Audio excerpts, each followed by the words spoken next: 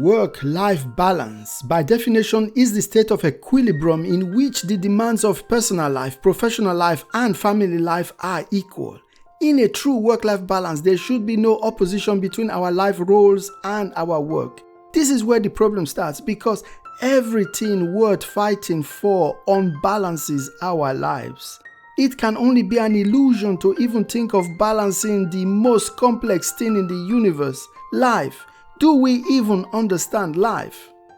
Feeling balanced today does not guarantee we will feel balanced tomorrow. This proves that balance must be a continuous, never-ending activity. It is like trying to be perfect implies that we are not yet perfect. It is like trying to be complete implies we are not yet complete. Life is very complex. Humanity is still trying to understand the logic in love, anger, wonder, and joy, which are only a few attributes of life. Our complex lives are composed of even more complex sides: the spiritual side, the intellectual side, and the emotional side, which implies that even life itself needs a balance of its own. To have a balanced life, we must balance our spiritual, intellectual, and emotional sides. If we only feed our lives with emotions, it will collapse. We need a bit of everything, otherwise it does not work. Let us talk about work. Statistically, working a 100 hours week will get us failed relationships, failed social connections, sleep deprivations, drop in performance, accelerated aging, risks to personal and mental health. The list goes on. Work takes away our time. Work takes away our energy. Work just seems to take and take. We all have 24 hours in a day. If we spend a third working, another third sleeping, there is only a third remaining for getting ready for work and getting ready to sleep. So when do we live our lives? No wonder we are all so tired.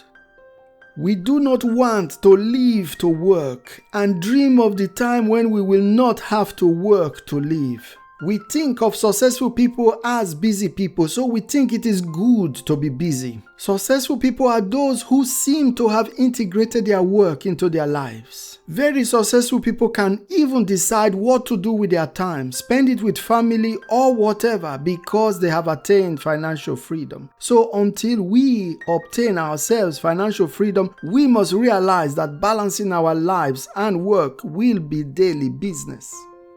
We all need our families to grow and become successful in the same way as we would like to see our work grow and be successful. Food for thought, maybe this is the real balance. Any good balanced relationship is based on giving and taking. We know that in a relationship, if one party has to give all the time, the other party must be selfish and nothing more than a parasite. Most of us do not realize that our work and life are so intertwined that we cannot really separate them. If you want to know how your work and life are intertwined, just ask yourself the question: if something happens in your life, will it affect your work? Or if something happens at your work, will it affect your life? If you can truly say no to these two questions, you are either not working or you do not have a life. In that case, there is nothing to balance. Get a job or get a life. So, if our work and our lives are so connected, so intertwined, it is wiser not to fight it and not to allow them to compete with each other. We need to integrate work into our lives. A simple trick could be work hard, then recharge. Food for thought, maybe this is the real balance. It's very simple. If you have a deadline, you need to finish it, then take time to recharge or relax. However, remember that relaxing does not mean doing something else that will cause you stress. If you do not recharge, you will lose balance, lose focus, lose patience, and lose energy. And you will need even more energy to get back balance again. And because this balance is a fragile thing, we must keep going to keep balance. Yes, it can get better with time. However, we must actively practice work-life balance to be good at it. We want to be successful and we want also to have an excellent work-life balance. However, we know that almost everything has a price tag. We can buy a house today and pay for it later. We can buy a car today and pay for it later. However, the price for success cannot be paid later. We must pay for success upfront. We must pay for success in advance. So sorry, you cannot have a life now and do the work later. So there will be a time in our lives that we will need to pay the price for success. And the earlier and quicker we get this over with, the sooner we can also start to pay the price for life, building a family, hobbies, and those other many things that make us happy. Most of the time, the biggest problem is that we only know almost too late that success is only a series of good decisions made and correctly implemented. So the earlier we know how to make good decisions and how to correctly implement them, the better. Yes, the longer we wait to pay the price for success, the more we are likely to lose in the long run. Paying the price for work means getting the knowledge and experience you need to deliver more value to your work and more fulfillment to yourself. By doing your work more efficiently and confidently, we can have more time for life. Do not miss the opportunity to learn, especially when you are young. Life is short. If we feel that we do not achieve a work-life balance, we must search for the root cause. We must try to understand why. The fact is, if we are not happy with either our lives or our work, all our engagements, professional and private, will drop. How long do you think we can continue to drink more coffee to stay awake, then drink more wine to stay relaxed, day in and day out? We cannot do the same thing over and over again and expect things to change. This is actually the definition of stupidity. Remember, you are responsible for your happiness, not anyone else, not the company you work for. We make a choice every day by deciding how we spend our time. If we are tired, we need to find the time to get the sleep we need.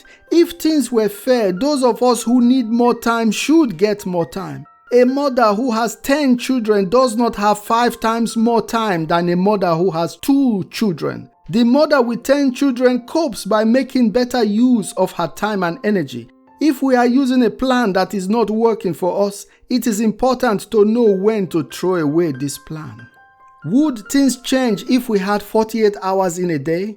Or will we just use the extra time for more social media, more Netflix, more party? The reality is that if we do work that we are not passionate about, we must either force ourselves to love that work or we must go somewhere else. Because the work is not the problem, it is just not the work for us. It certainly helps if we are good at what we do at work. Yes, it is helpful if we feel valuable at work, but this is only likely if we have worked hard on ourselves to become smarter.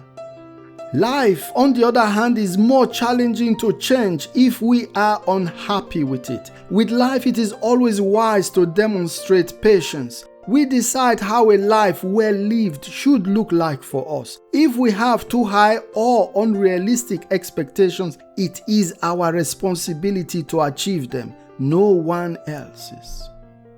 Concluding, trying to balance work and life is a battle we have to fight all our working lives. For such long-term battles, the best strategy is not to win, but not to lose. We should stop searching for work-life balance. The truth is, we cannot separate our work from our lives. At the beginning of our lives, while we are still young, it is advantageous to forget about work-life balance, to work harder, to learn quicker, how to make the right decisions and execute them correctly. There are only 24 hours in a day. If we want to sleep more, we must do less of something else. There will be times when we will be able to afford to sleep longer, and there will be times when we must be awake longer. However, this must be our choice, otherwise it is not okay. If 24 hours in a day is not enough for us, then our problem is time management and prioritizing. We are responsible for our happiness, no one else. If we cannot relax while the rest of the world is working, we need to remind ourselves that the world will not end because we are taking a break to recharge. And if you happen to have a profession that does not even allow a work-life balance, a sailor for example, remember you chose it. Just try to make the best of it. We must approach work-life balance in a balanced way. After you do the work, you recharge. That is the balance. Whatever you do, may it make you happy.